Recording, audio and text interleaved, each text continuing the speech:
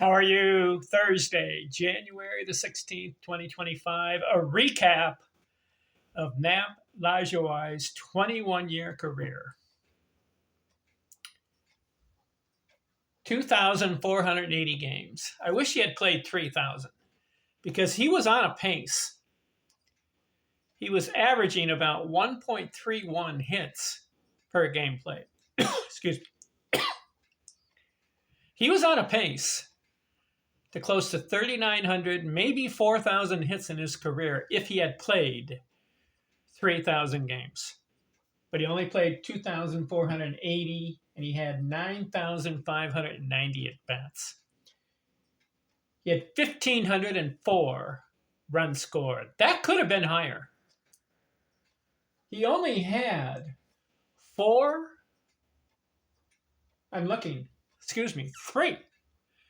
three 100 run scored seasons. That's all. He had a 95, he had a 90, a 92, and a 94. But some of these other seasons, he's below 50 runs scored in a season. If he had done a little better in some of his seasons as far as scoring runs, he could have had 2,000 in his career. But he ends up with 1,504. A little disappointing there. 3,243 hits. That is excellent. In 2,480 games, he gets 700 more hits than games played. So he's a member of the 3,000 hit club.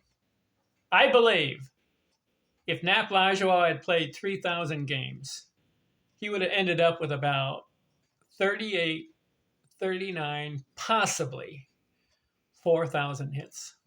3,800, 3,900, or 4,000 hits. Because look at Ty Cobb. He played 3,000 games and got 4,189. He was on that pace. The reason? He played the games. Nap Lajoie missed about 554 games in his career, in his 21-year career, that was possible to play. He missed over 550 games. He could have played those games if he had played the full season. But a lot of times, 90 games, 65 games, 87 games, 77 games, 39 games in a season. He had the potential. 657 doubles. That's very good. He had 6 seasons over 40, and he had one season over 50 doubles. So he was a doubles machine. That's a good stat. 163 triples. Fair. 82 home runs. Very poor. He went some seasons without a home run. Did you know that? 1912. Listen to this. He played 117 games and did not hit a home run.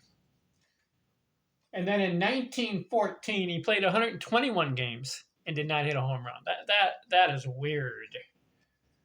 82 career home runs. So he's not going for the homer, but he was a doubles machine.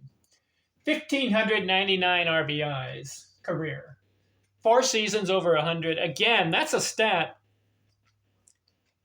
that he could have done better in. Only 4 100 RBI seasons. He should have had about 10. He was that good of a player. But he was not a run RBI guy. He had seasons. Listen to this. He played 157 games in 1908 and only had 74 RBIs. That's pathetic. And then one year, listen to this, played 159 games in 1910 and had only 76 RBIs. That is not a good stat. You have 150 games, you need 100 RBIs, my opinion.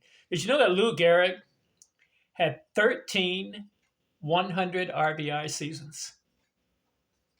Nap Lajoie only 4. So he ends up with 1,599 RBIs. 1,500 and more is really good. But he had the possibility of 2,000 RBIs, and he fell short. He should have done better in that category. I like here's another stat. 380 stolen bases. Okay, 516 walks. I like this stat, though. 347 career strikeouts. in 9,590 at bats. That's a very good ratio of few strikeouts per at bat. 347 career. 338 career batting average. I like that. He had 17 seasons over 300 batting. He had one, two, three seasons over 370 batting. He had one season over 380 and another season over 400. One 400 batting season, and that 426 season, 1901, has to go down as one of the greatest batting average seasons of all time. In fact, it's top 3. I looked it up. Which players, here's the trivia question, which player had 500 or more at bats and had the highest batting average season? There's only 3. Hugh Duffy, 500 at bats, bats 440, number 1. Tip O'Neill, 500 at bats, 435. Duffy, 440. O'Neill, 435, number 2. And number 3 on the list, 500 at bats. Got to have 500 at bats. Nap Lajoie, 426. Did you know that stat? That is incredible. So props to Nap Lajoie for one of the greatest batting average seasons of all time. 338 career. But toward the end of his career, he had 3 years in a row below 300. So that was disappointing to see that. He had a 258, a 280, and a 246. Also in his 21-year career, he had one more season under 300. And that was a 289 in 1908. So 4 seasons under 300. Did you know that Ty Cobb had 23 seasons over 300?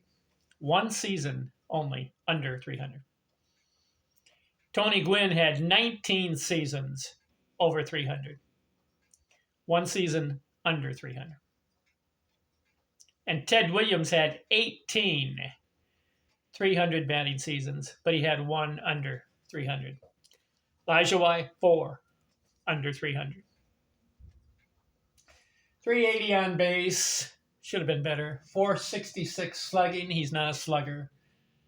And he ends up with 4,472 total bases.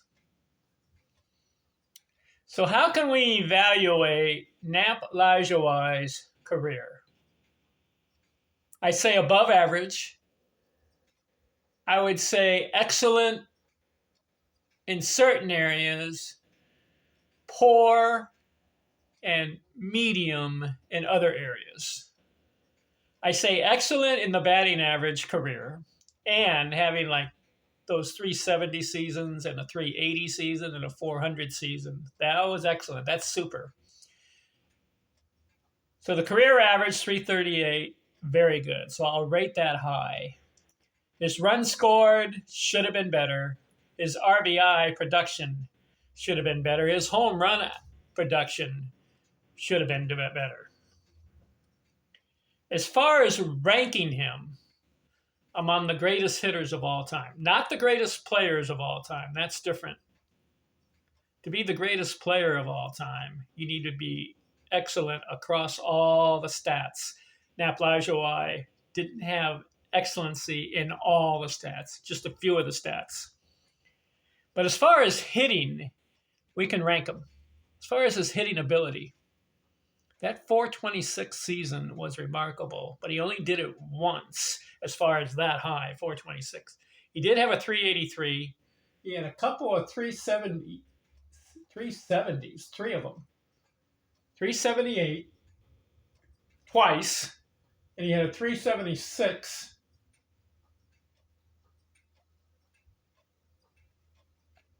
So he had 5 seasons over 370. That's very good. That is super. So we got to consider that. But can we rank him, let's say, in the top 10 all time? No. As far as greatest hitter, we can't do that. there are 10 other guys better hitter than him that outperformed him. If you go to Baseball Reference, obviously Ty Cobb outperformed, so he would be one. Hornsby had 3 400 batting seasons, almost had a fourth, so he'd be better. Ed Delante had 3 400 batting seasons, also a higher career batting average. So did Hornsby. So he'd be a better hitter. Joe Jackson, 356 career. I think you can rank Joe Jackson just slightly even with Lajoie, because Lajoie had the 21-year career. Jackson only 13 years, got kicked out of baseball. But he has a higher career batting average. Also, he has a 400 batting season. His ratio also of hits per game is better than Lajoie, but Lajoie gets more of the career hits. So I don't know about Jackson there. Where you put Jackson? Lefty O'Doul, no, you can't put him in there. But you can put Tris Speaker above Lajoie. He had the 3,500 hits. Speaker, also the 345 career, so he's better. Ted Williams, you'd say he's better. He had much more production, and he had a 344. Lajoie 338. Even though Lajoie had the 3,200 hits, and Williams 2,600 hits, I would say Williams would be a better hitter than Lajoie because he had more 300 batting seasons, 18 of them. Lajoie 17. Dan Brothers, 342 career, but he's in the old school era. I don't know there. I would say Babe Ruth. He had 2,800 career hits, 342 career, but he struck out too much. I don't know. I'm talking about hitting, not overall greatest player. If you want to say greatest player of all time, Babe Ruth, I'll concede that, and I agree. Number one, because of all the stats across the board. Babe Ruth would be number one greatest player. As far as hitting, I'd say Babe Ruth and Lajoie, as far as hitting, probably about the same. Good hitting. Lajoie 338, Ruth 342. Ruth has the power, but he struck out too much, where Lajoie did not. So you have to consider on the hitting part. You also got Harry Heilmann's 342. I'd say Heilmann was a better hitter.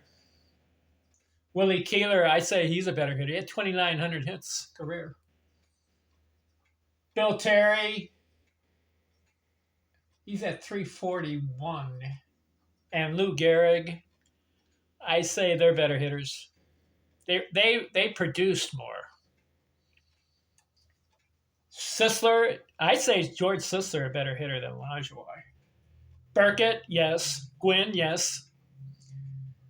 So I'm going to put Lajoie in the top 20 somewhere. I'd say 12 to 15 guys I would choose better hitters than Lajoie. But Lajoie would be in the top 20. I'll rank them there somewhere. Maybe 15th, maybe 16th, maybe 17th. I think I can think of 15 other guys. I just mentioned about 15 of them. Al Simmons, he had a 20-year career. He was 334. Camp Hansen, he had 3,000 hits. Let's just say this for Nap Lajoie's career. He had a very good stretch in the beginning of his career of batting over 300. It had those excellent seasons, but he tapered off at the end. 3 years in a row under 300. And his runs scored and the RBIs tapered off. And the hits per season tapered off. He had 120 games and he get like 120 hits. That's not good enough. You've got to be a little bit better. So he had a good stretch, but in the end, his production was not as great as it was in the beginning. Obviously, if you get older, your production will wane down. But with other players, you don't see that. With Cobb, you didn't see that. He had an excellent beginning, in the middle was excellent, and toward the end, when he was getting older, he still had the production. Gwynn still had production. He had 19 seasons in a row over 300. And Williams had the production, whereas Lajoie's production kind of tapered off. Is that fair to him? I don't know. But if I'm looking at him as a player, and I just went through his 21-year career, good hitter, excellent production as far as ratio of hits per game played. But I'm going to rank him around number 15 or 16 on the greatest hitting part. Fair or unfair? All right, we're done with him. Who's next in my series of videos? I know some of you guys are saying, what about Henry Aaron, Willie Mays, Pete Rose, all these guys, Mickey Mantle, Jimmy Fox? What I've been doing is looking for the batting average leaders on Baseball Reference. So I went with Cobb, Hornsby, Jackson. I've done all these guys. Cobb, Hornsby, Jackson. They're up there in batting average leaders. Lefty O'Doul, I did him. Delante, Speaker, Hamilton, Williams, Brothers. Ruth, I did him. David Orr, I did him. Why? 342 career. Heilman, I did Browning, Keeler, Terry, Bill Terry. Lou Gehrig, I did him. George Sisler, Jesse Burkett, Tony Gwynn. And another guy I did was Stan Musial, and I did Joe DiMaggio. So I've done those guys. Who's next? I like the guys with high career batting averages. I'll get to Aaron and Mays and Rose and Mantle and Fox. I'll get to those guys. If you look on the Baseball Reference, you got a guy named Jake Stenzel. I don't know if you've heard of him. I really haven't. But he's got a 338 career batting average. Should I look at him? He only has 768 games and 1,000 hits career. No, I don't need to look at him. He's only 9 years in the league. Another guy on the list, Riggs Stevenson, 336 career batting average. Should I look at him? Well, he has 1,300 games and 1,500 hits, 336. Nothing really remarkable about him, so I'll bypass him. Have you heard of Al Simmons? 20-year career, 334 career batting average. 2,900 hits. I got to look at him. How did he arrive at 2,900 hits? I like production. 20 years, 8,759 at bats, and he's got 334. So how did he do it? I'm gonna start a series on him. I'm gonna look at every season for this guy. And he's got some good years. And he has one season, I don't know if you know this, 253 hits in 1 year. How did he do that? So Al Simmons is next on my video analysis of baseball players of the past. Okay? Talk to you later. I'm out.